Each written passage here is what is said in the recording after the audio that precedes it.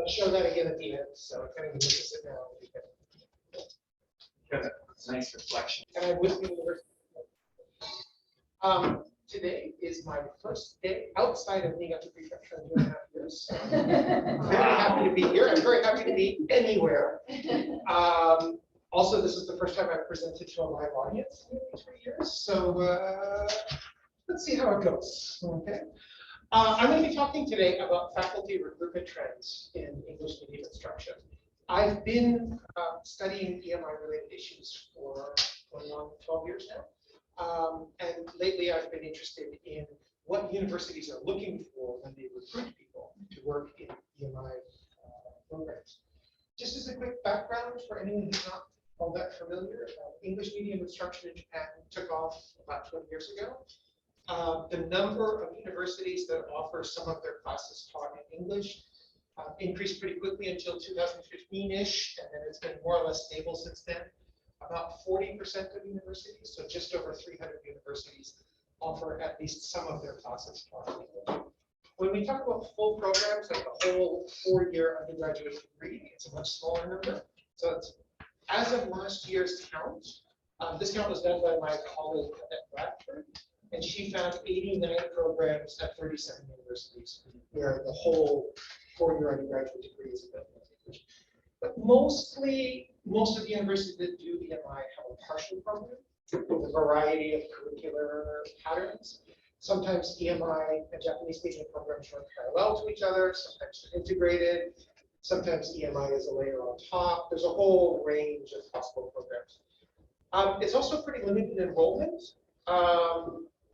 We know that about 40% of universities have EMI, but on any given campus, it's usually 5, maybe 10% of students that are in the EMI programs.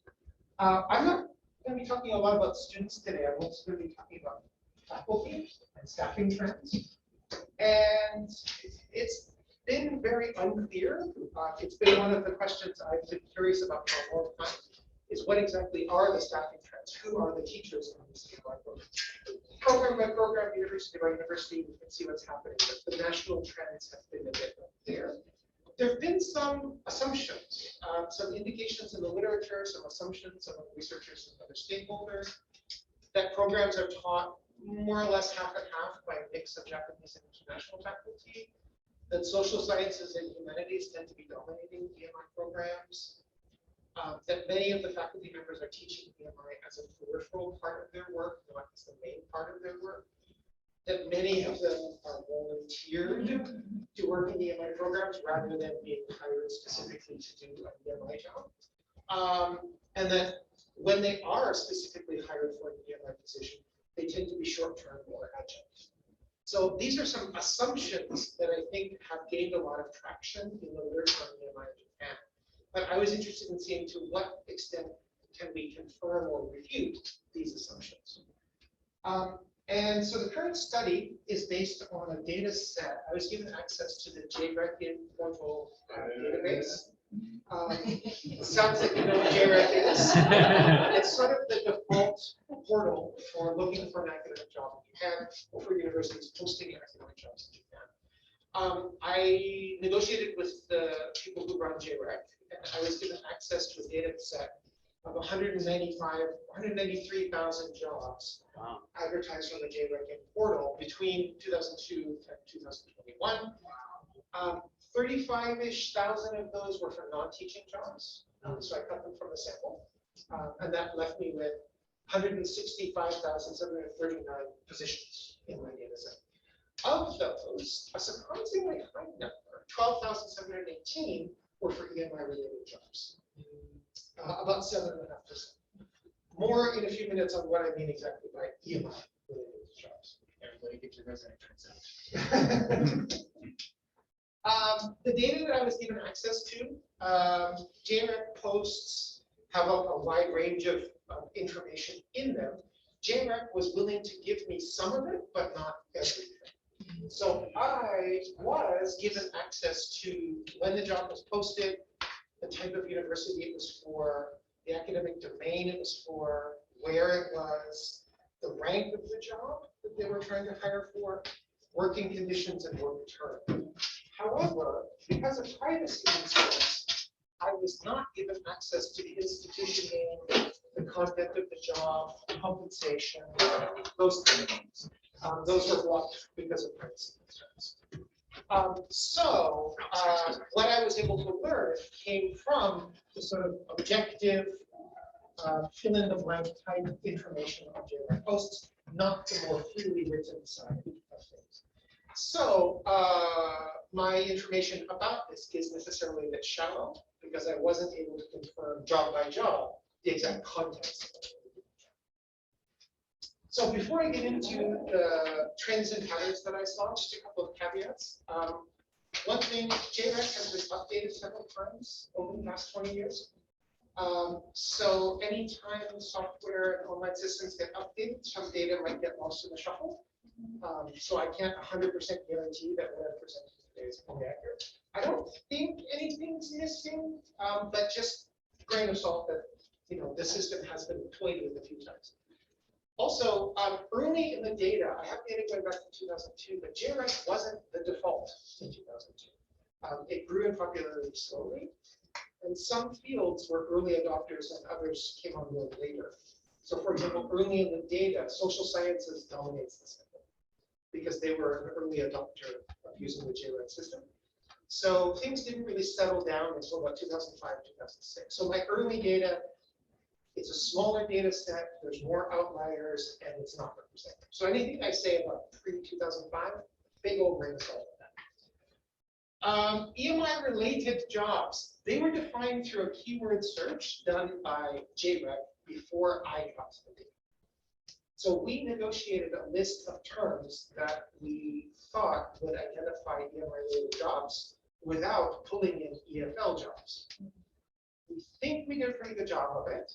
But because I wasn't given access to the content of the job descriptions, I wasn't able to confirm job by job that what JRAC gave me really was EMI. So there's a possibility of some false positives for EFL jobs sneaking into the thing. Don't think it happened, but I have to acknowledge that that's a possibility. Also, it's unclear in my data if an EMI related job is where EMI is the main part of someone's work or a peripheral aspect of their work, and whether or not being able to teach in English was a requirement or a preferred qualification. Right, so what did I find? First thing I looked at was just how many EMI jobs are there. And I think for anyone who's familiar with the EMI situation in Japan, this timing is not particularly surprising. There was a big jump between 2010 and 2015 in the number of EMI jobs on offer, the number of universities asking for faculty to teach in English. It went from under 2% in 2002, and we're up around 13.5% now. And the biggest jump there was when Mobile Production was giving out all the money in the world to support EMI programs. One interesting thing when I looked at the subsets of kinds of universities, national universities are really leading the charge. Of course, private universities, in raw numbers, there's more EMI jobs on offer at private universities, just because there are so many private universities. But as a percentage of the total number of jobs being offered, EMI jobs at national universities are really leading the way. They're up around 23, 24% these days. So national universities are really on board with the idea that people should be able to teach in English. I'm going to skip that one for time. When I looked at what kind of jobs are being offered in terms of domain, I know this is really hard to read. Don't even try to read the graph. What I came up with is there's a lot of fluctuation, but basically we see a division of two sets of domains. Natural sciences, humanities, social sciences, and engineering together make up about 80% of the EMI jobs. And they're roughly equal. A lot of fluctuation, but they're roughly 20% each. Fairly steadily going back about a dozen years. And then the other 20% is made up of the much less represented fields of education, business, medicine. So the notion that EMI is being dominated by social sciences and humanities, not so sure. One interesting thing I found was JREC allows universities to post either in English only or bilingually or in Japanese only.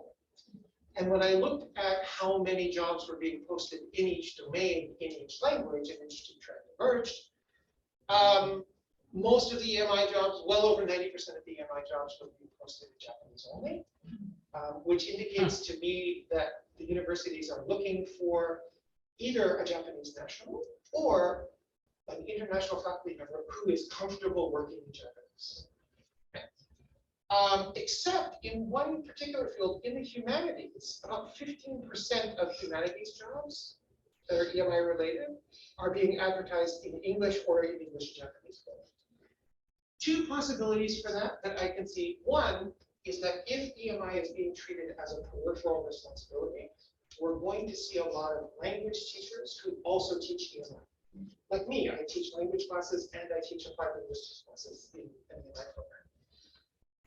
I think because my primary job is language teaching, that job would show up in the humanities. So the reason that more jobs are being offered posted in English or bilingually in the humanities might be because of that peripheral EFL. Or it's also possible that this is where the false positives are shown. That if EFL jobs were incorrectly identified by sample, they would show up here. So I think both of those things are probably at play in this sort of dramatic difference. I also took a look at the notion that EMI jobs tend to be term limited. They tend to be like a fixed term, 3-year contract, 5-year contract type job. And I found an interesting trend over time. The prevalence of fixed term positions. Well, in the beginning, from 2002 up to about 2013, it was true that EMI related positions were being advertised for fixed term positions more often than the sample as a whole. You can see this dramatic rise from 2004, both EMI and the sample as a whole, the number of fixed term positions really increased. 2004 was kind of a turning point for employment standards in universities, so I think we all know what happened then. But the interesting thing that I see now is that starting in about 2014, the sample as a whole was steady at just over 50%, somewhere between 50 and 55% of all jobs on JRED for fixed term jobs. However, when we look at the subset of jobs that are EMI related, that number is actually lower. They're down between 40 and 45%. So the universities are looking for people that are able to teach in EMI for permanent positions at a higher rate than in the sample as well. And I found that was really interesting. However, a little bit of bad news for 70% of the audience here. When I look at the rate of fixed term positions, depending on how the job is advertised, EMI related jobs advertised in Japanese, 43, 44% are for fixed term positions, 55, 56% are for tenured positions. However, when the job is advertised in English, that rate of fixed term positions jumps up to about 75%. So when the universities are specifically looking to hire a non-Japanese speaking person, it's more often for a fixed term position than it is when they're looking for someone who's comfortable enough to apply and go through the process in Japanese.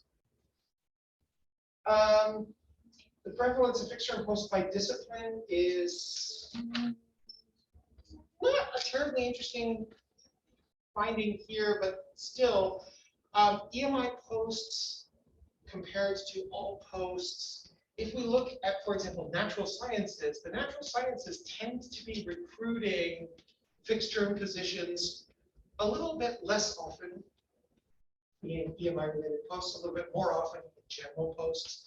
But then the opposite is true in education, for example. Education tends to recruit fixed term EMI teachers more often and long-term tenured posts more often when they're advertised. So, moving on. I also looked at the job rank that they were hiring for. So JREC allows you to list what kind of position you're hiring for, be it lecturer, associate professor, assistant professor, professor. I divided those ranks into early career academic and established academic. So assistant professor and professor, I categorize those as a more established person, and early career academics are things like lecturers, associate professors, and so on. What was very interesting for me is that there doesn't seem to be a dramatic difference, that EMI-related posts tend to be following the trend of the whole sample when it comes to hiring early term or established people. So about 40% of the jobs for the sample as a whole, and about 40% of the jobs in the EMI sample tend to be aimed at sort of early career people. So we're looking hiring younger, less established academics, about 40-ish% of the time. However, another one of these graphs that are really hard to read. When we look at them by domain, it's a very confusing picture with lots of fluctuations in the data. But one thing that does sort of stand out is that the humanities is hiring fixed term positions for EMI-related jobs at a much higher rate than other fields. They're up around 60% for humanities jobs, and tend to more often be fixed term. And again, the lovely finding of how jobs are being advertised. When a job is advertised in English only, it's over 90%. They're looking for an early career applicant, not an established person. Okay. When the jobs are being advertised in Japanese only, it's a fairly steady rate. About 40% they're looking to hire an early career person. 60% they're looking to hire someone more established. But when they advertise in English only, that percentage, more than 90% of the jobs are full. What are the implications? What are the conclusions? From what I was able to glean from this data set, and so far, I have three sort of big ideas. One is I'm very optimistic. I see from this data set and from some other indicators a growing maturity and stability in EMI programs. We saw the number of universities offering EMI was growing very quickly, but it's stabilized around 40%. It's been 40% for about 7 years now, which to me indicates that EMI has sort of reached a stable position in the higher education sector. The rate of EMI posts around the same time, around 2015, it sort of stabilized at about 13% of all jobs being offered were EMI related. The rate of EMI for EMI related jobs for fixed term posts is consistently low, around 40%. Again, with the same timing, around 2014, 15-ish. So I'm kind of looking at 2014, 2015 as a bit of a turning point when the Wild West gold rush days of EMI petered out and EMI became a more established, sort of mature part of the higher education sector in Japan. Actually, a few years ago, my writing partner and I, we wrote these two things in a book that we edited. English is assuming the role of a vehicle of academic content, but it is not yet fully embraced by all stakeholders, not yet fully embedded in the fabric of education. And EMI implementation, the wider issue of international accreditation, suffer from a focus on implementation at the expense of integration. That was my feeling. Well, published in 2018, but we wrote this in 2016. So this was my feeling 5 years ago, 6 years ago. Looking at this new data, looking at a lot of other things I'm seeing in the literature, I don't feel this way anymore.